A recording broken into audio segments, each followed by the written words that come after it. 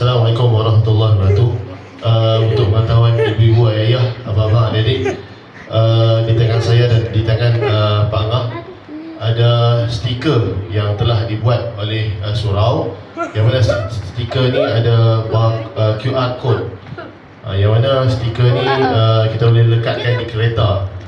Jadi bagi pihak surau mengharapkan setiap rumah ada stiker ni dilekatkan kereta masing-masing. Kalau ada, kita target satu rumah satu stiker lah kan, untuk lekat belakang kereta. Pasal belakang kereta kan, kadang-kadang belakang kereta orang lekat macam-macam kan.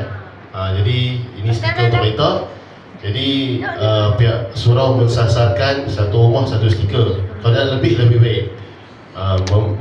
Membeli sambil menyumbang. Memanglah harga dia kita tetapkan RM5.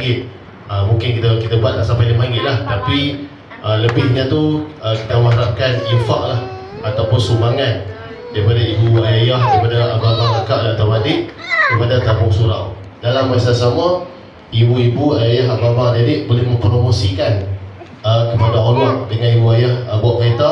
Di belakang kereta ibu ayah, adik-adik, abang-abang tertera orang kata apa, nama surau kita dengan nombor akaun.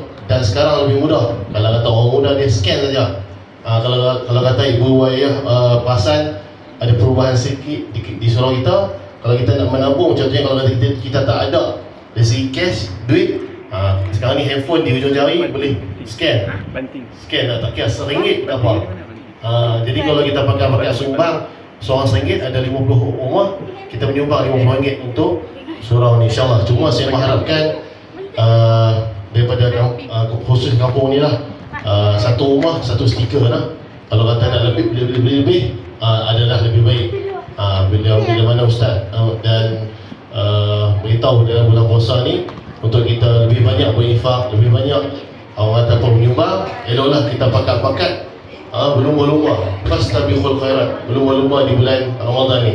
Jadi saya mengharapkan selepas ni, kalau kata sekiranya ada pembelian, boleh terus rujuk kepada Pak Angah, Bendahari Surau. InsyaAllah tak mahal RM5 je stiker ni.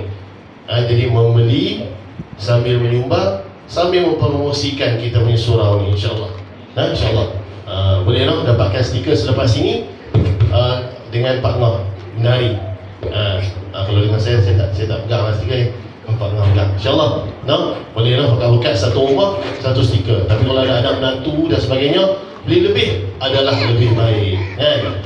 Kalau kata kita melabuk tak lain, ini menabuk saham akhirat. Kita tahu dah kan, Ustaz Ajin beritahu, saham akhirat ni lah yang mana menjamin kita untuk di akhirat sana. Di samping anak yang soleh, di samping ilmu yang bermanfaat, inilah saham-saham akhirat yang tidak mungkin, memang akan diganjarkan Allah Subhanahu Wa Taala. Ditambah-tambah dengan bulan Ramadan, insyaAllah. Kita sambung dengan kita punya solat.